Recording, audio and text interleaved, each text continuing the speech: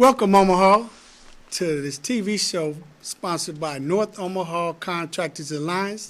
And the title of today's segment is Let's Get It On. Thank you for always tuning in. Today, we're going to be talking about several different topics here. And might I remind the public that in no way, form, shape, or fashion, when the political topics come up, NOCA is involved with any decision either way, right wing, left wing, Democrat or Republican. But those issues are affecting our community. That's why they are able to be brought up on this TV show. Okay, let's get into it. All right, as always, I would like to let's look at steps, because any action plan that's going to take effect and be effective, it got to be organized and it got to have steps, okay? Step one, first of all, as a community, as a people, as an organization, we have to identify self. See, that's the main thing, self. We can't want to go off of somebody's ideal or be like somebody or any of that thing. We have to identify self. And self comes to me as, say, I'm watching TV, some Food Network channels, and I can always find a channel on Italian food, Oriental food, Hispanic food, Greek food, but I rarely ever catch food pertaining to the Afro-American cuisine. You know, everybody, fried chicken, wow. But I really don't think fried chicken started in the African-American community. It was probably the lesser of the meats once we were able to start buying meat that we was buying in bulk. And we end up getting thrown, gravitating that way. Because from my understanding, we got the slop over meat and stuff that other folks wouldn't eat, okay? So let's make that straight. All black people don't eat fried chicken, all right? Now, we will eat some if it's fried right, but let's get that straight, all right? As always, I like to break the ice, get you in tune with what's going on, what I'm saying. The mission of North Omaha Contractors Alliance is to be an advocacy in a devastated area. We like to call it a war zone, because actually, if you look around, if you look at third world countries that are just devastated with poverty, guess what? Their murder rate is zero. Their crime rate is next to none.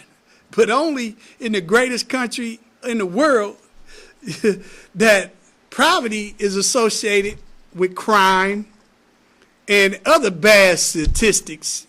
Is that kind of striking to you? And as always, I'm asking these questions because as I sit at home and I try to watch TV and I tune in to certain programs that seem like, is they really actually dogging the president, or is that in my mind? Is they actually really telling this man he can't do anything in his perimeter, in his job description? Is this for real? I'm just wondering. That's why I came on TV today. I moved somebody out the way. Just let me ask this one question. Am I the only one that sees this and feel this way? I mean, I know you might be scared. First of all, you might get $300 in stamps and you want to make sure they don't take away some of that. But listen, let me tell you something. They can't take away nothing you ain't even got. You got that, and that's all you're going to get. Ain't no taking that away. So if you're scared about some repercussions, that's why we're an advocacy organization. You could be kept anonymous at all times, but we are a meeting and gathering place to where, man, we got to get some of this off our chest. I know I'm going to get it off my chest because I can't keep tossing and turning in my bed. I ain't even got no job. So I ain't got to worry about getting up early in the morning to go to work, what my boss going to say. But I'm tossing and turning about these issues and the way my community is. I don't understand that. I volunteer all my time to make somebody else's life better. due to medically speaking, I can't work no more. That's why I'm able to donate my time and still at least get a loaf of bread, you know. Don't let me catch them just putting out the day old, because I know that day ain't over with yet, so I get to buy all of that at half price and freeze some of it and keep using it. You know, I give you good daddy tips along the way on how to keep your family fresh and eat good too, you know, because I am actually living this. I'm not just reading it or watching it or being paid by other sources to distract you and keep you down. You know, a lot of that could be going on too. All I know is that if $20 million come into one area, how come it skip that area and go everywhere else? Now this, I'm just saying, and I'm hoping that you saying and feeling what I'm feeling. Please let me know that World War III didn't hit and I'm the only one here talking to myself, looking for other people out there. Do you feel like that? I can't be the only one. Now, anytime you need to contact me or my organization, I am located at 24th and Lake. The exact address is 2505 North 24th Street, Omaha, Nebraska, Suite 409A, zip code 68110. Because I know a lot of people punch in the zip code on your GPS, then you can really find me real easy. You know, this organization, North Omaha Contractors Alliance, was started because 20 years ago, when we had hardly no black politicians but our Ernie Chambers, you know, we had so much work. The construction community was thriving 20 years ago. I mean, minority contractors was getting $1 million contracts, $500,000 contracts out the gate. They were hiring people, you know, everybody in every neighborhood got these couple guys that always hang around the gas station or always hanging around. They would hire these kind of guys because they knew they could come to work with them every day, jump in their truck and take them with them every day. You know, back then, the crime, it was existing, but it wasn't as bad as it gotten. It was because a mom-and-pop restaurant, a mom-and-pop tailor shop, a mom-and-pop candy store, whatever it was up and down these 24th Street corridors, they were able to hire somebody around them that looked like them, lived where they lived, and was affected by the same things they was affected. So North Omaha Contractors Alliance, we gonna build a bridge. We ain't gonna try. We ain't gonna keep begging nobody. We just gonna keep asking you, keep telling you, keep doing it until we get this bridge built. Excuse me. I get real excited because some of these things, like I told you, I'm living this. I'm the one living like, wow, what we gonna do next week? My freezer getting low, you know, okay. It's getting warm out. Got to turn on the air now. I just got through paying off the heating bill because it was super cold. So my heating bill was super high. Now it's going super higher when I could have got a job out of $2 billion to satisfy my little company and hire a few people to where that higher light bill or that higher gas bill wouldn't be no problem because I was making money out of $2 billion. But I could see that, I guess, a city, if it's spent all or not, over last 2 years, 2 to 3 years that this money been existing, if $2 billion is gone on one sewer pipe, then I think we need to relook at who doing this and how they doing it and how much money they making off of not getting the sewer pipe fixed. But now they can afford to move somewhere else where the sewers is working real good and fly back every week to make sure that, hey, y'all doing this? All right, I'll see y'all next Monday and fly back home to where, you know, it's just some of the things I would like to know, you know, because to me, $2 billion coming into an area, first of all, that's distressed, a war zone. On the 10 top negative things that a nation, once it was founded, came up with, how come somebody didn't even just get in a car and walk and knock on doors, and then let's say, not just give it to 2 or 3 different of your icons. See, it's like this, a community is this many people. Let's say this many represent, let's keep real easy numbers, 10, okay? Say a community is 10 people, okay? Say out of those 10 people is 5 community icons, okay?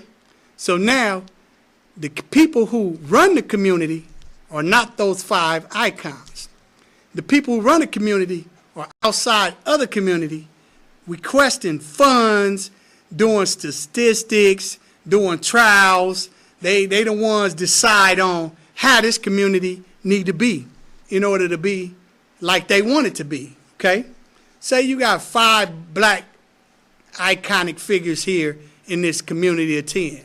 So the people say, hey, wait a minute, we're soliciting more money for this community, so this is what I need y'all to do. Y'all get over here. Those iconics probably drop their wife, run over their kid's foot, do whatever they got to do to get over there. Yes, sir. This is what I need done. I need a community gathering to say that, now look, we ain't even going to tell you what all we going to do, but if you do this, your check will be in the mail. You know, all you need to do is get them in the room, and then we going to come in here and say what we got to say, and then we going to just say that everybody agree, okay? Then for some reason, it seemed like they, yes, sir, and bam. You know, now these 5 iconic people get back to the community. Now, for some reason, they got a lot of grant money for advertising, a lot of grant money for hosting things at the DoubleTree, at the Hilton, you know, at the Rose Theater, at the Holland Center, you know. And then here we is like, whoa, man, this pretty nice. You know, what's going on? We suit up, you know. You get on, a lot of us have to go get our Sunday outfit, you know what I'm saying? Then don't get it dirty because Sunday is coming around. I'm going to wear the same thing on Sunday because the people I'm seeing today, I ain't going to see them on Sunday at church, you know what I'm saying? So I ain't worried about that. So, you know, a lot of times if you see me, you know, since I'm semi-colorblind, I buy a lot of the same colors. So don't think I'm in the same suit all the time. You know, yeah, you know. So anyway, these 5 community iconics host these parties, host these seminars, host all of this. We finally grouped together in the numbers above 100. So according to statistics, if I got a room of 300 people, don't know why they there, but they just there for the food, they just there to show that they there. You know, if I could show one entity that I done put 300 people in a room, and then that entity pays my check, then I could let them take those 300 people and say, yeah, we want to build over here on 333rd Street. We need a brand new facility. For what? Ain't even nobody on 333rd Street, is it? But that's pretty much what goes on in communities. I'm not really saying North Omaha, you know, only because not only are we in a war zone, it looked like a war zone.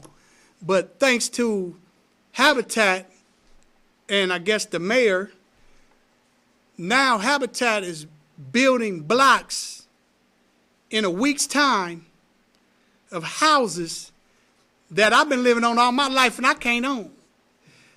Now, I'm not in no way, form, or fashion trying to talk about, see, I ain't racist. I can't be because everything already pointed at me. So there's no way possible I could be racist because I'm just now trying to love myself because the conditions ain't getting no better. So once again, here at North Omaha Contractors Alliance, we are going to build that bridge that's going to get this place back to where it need to be. You know, you don't blame foreigners and all this stuff and these brand new houses and all that. We could do it too, but we got to pull together and rethink this thing and then execute it together.